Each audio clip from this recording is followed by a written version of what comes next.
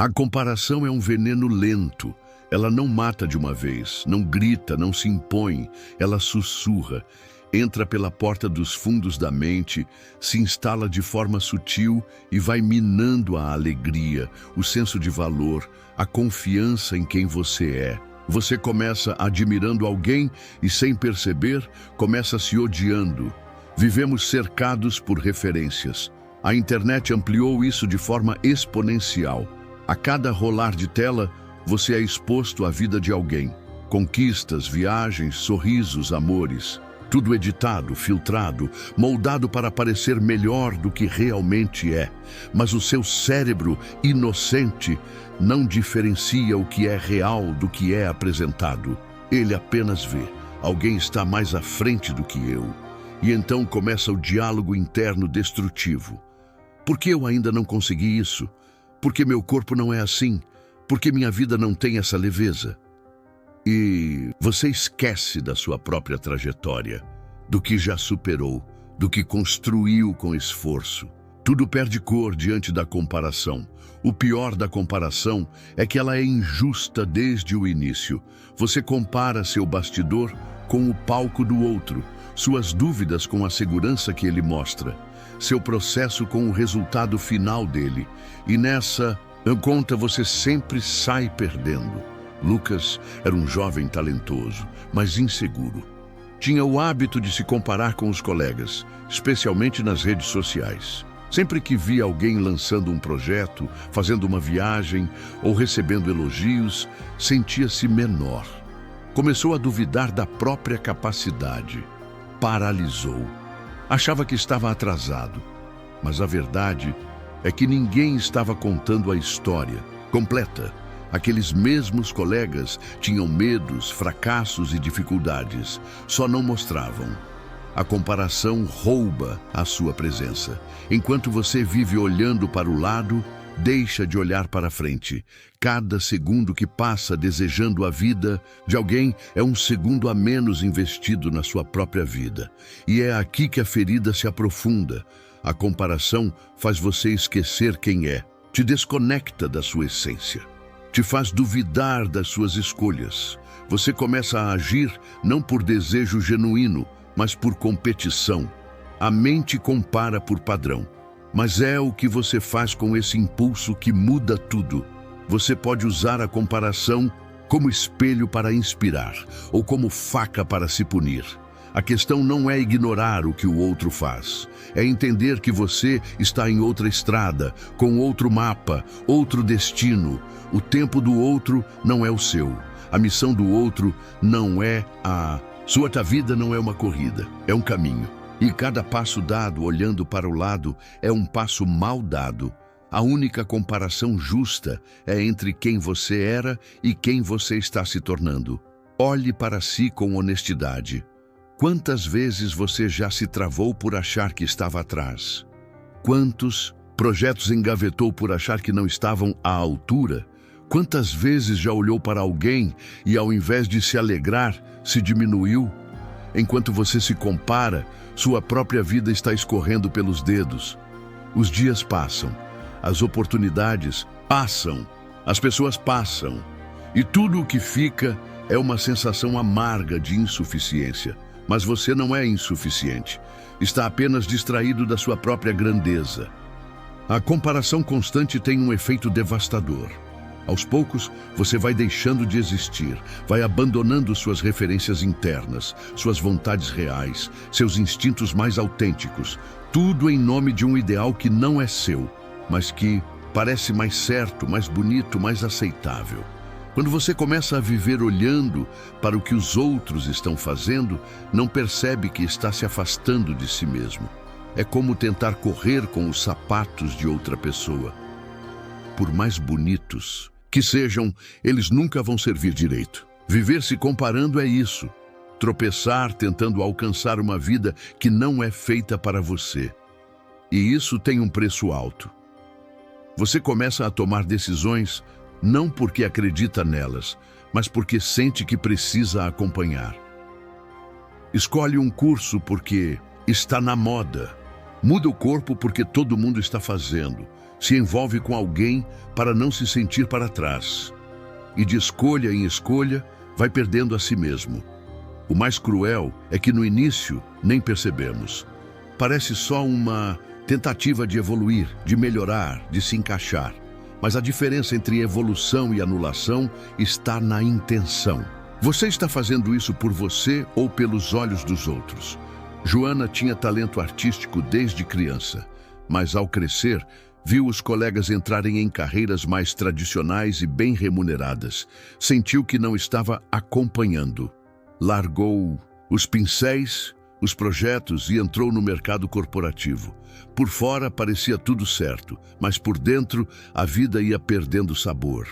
Anos depois, em uma conversa sincera com uma amiga, confessou: "Sinto que fui me apagando um pouco por dia." É isso que a comparação faz. Apaga. Apaga o brilho do que você tem de único.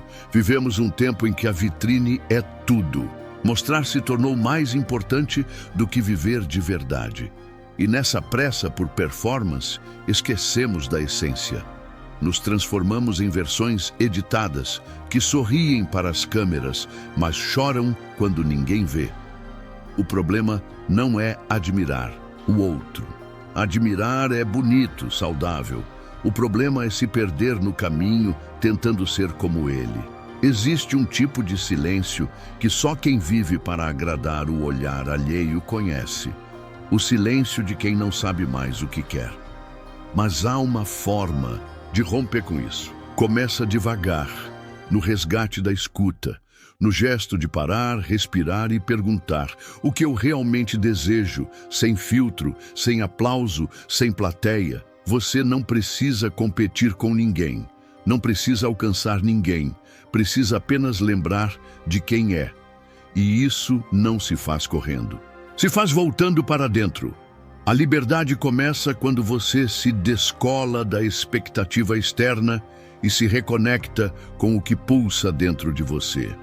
Enquanto você se compara, está investindo energia na vida dos outros. Que tal, pela primeira vez em muito tempo, investir tudo isso em você? Talvez, só talvez, você descubra que sua própria história é mais rica, mais forte e mais bela do que qualquer outra. Só estava esquecida, abafada sob camadas de comparação. Há um tipo de tristeza silenciosa que nasce quando você deixa de enxergar a própria vida. Não é aquela tristeza intensa, escura que derruba.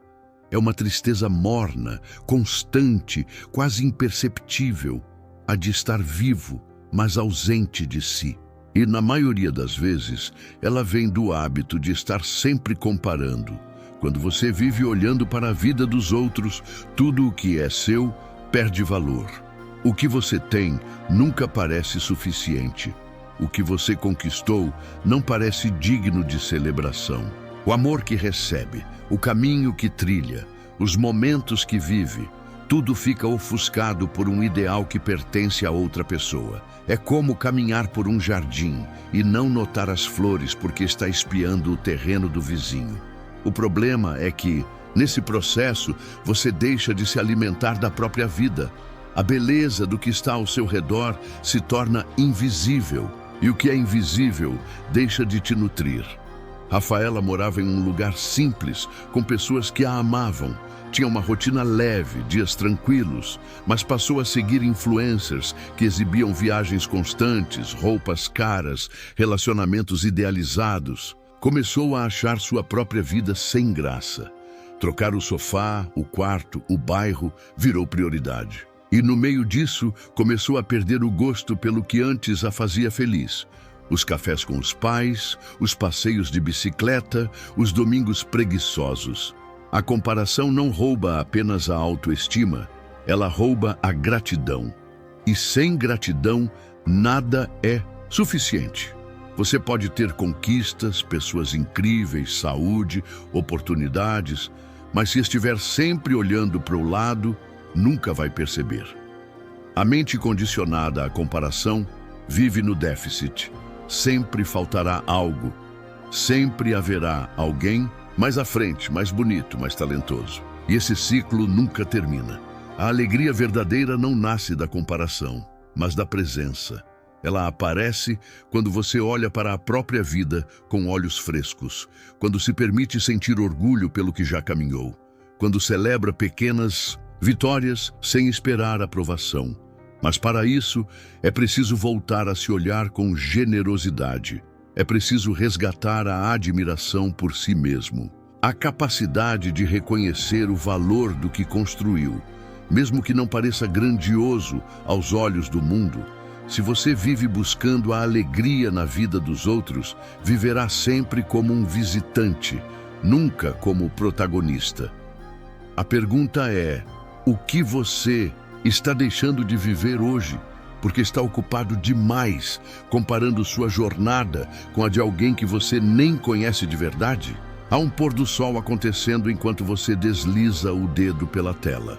Há uma conversa esperando ser vivida, enquanto você se diminui por não estar à altura.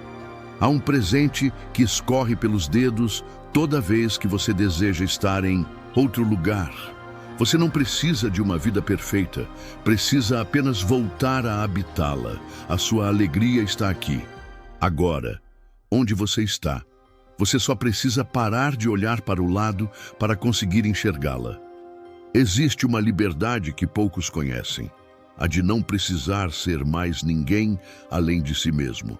É uma paz silenciosa, profunda, que surge quando você para de lutar para se encaixar, para impressionar, para seguir um modelo que não é seu. Quando você reconhece de verdade o valor de ser quem é, mas essa liberdade não chega de repente, ela é conquistada. E o primeiro passo é entender o seguinte: você não veio ao mundo para ser cópia.